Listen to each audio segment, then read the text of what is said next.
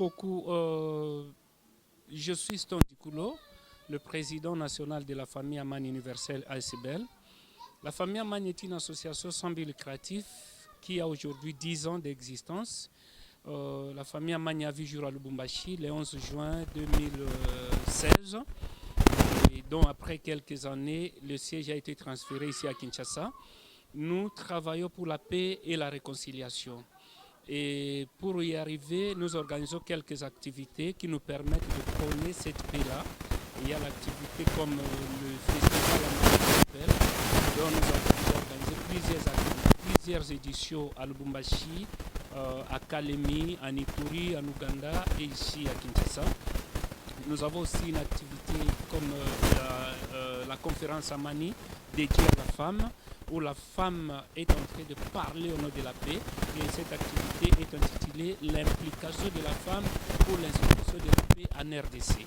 En disant cette femme qui a appris à l'enfant de marcher, ne peut-elle pas apprendre à ses compatriotes de marcher dans la bonne direction?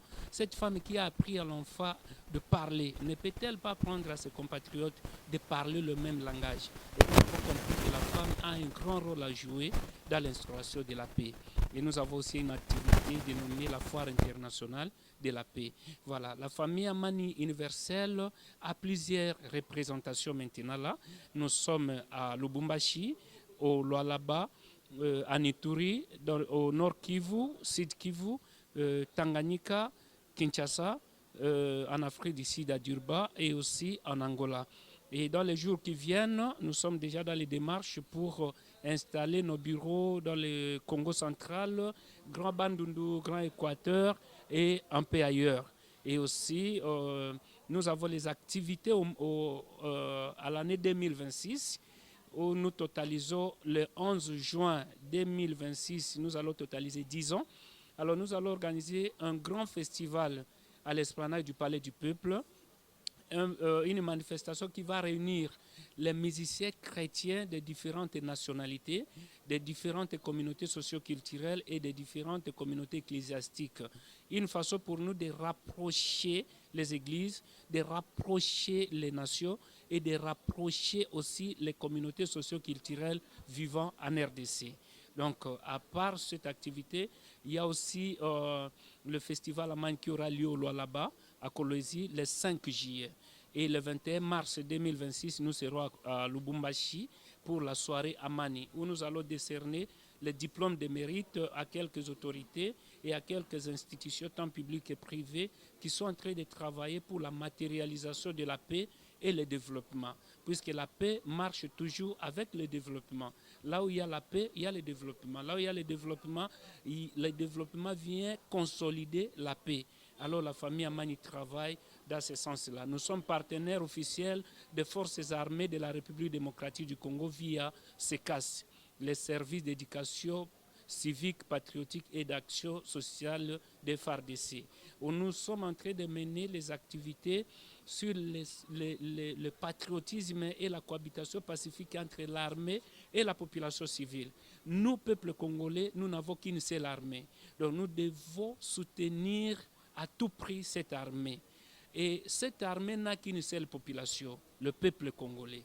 C'est-à-dire que chacun doit jouer pleinement son rôle pour que la paix soit matérialisée dans notre pays.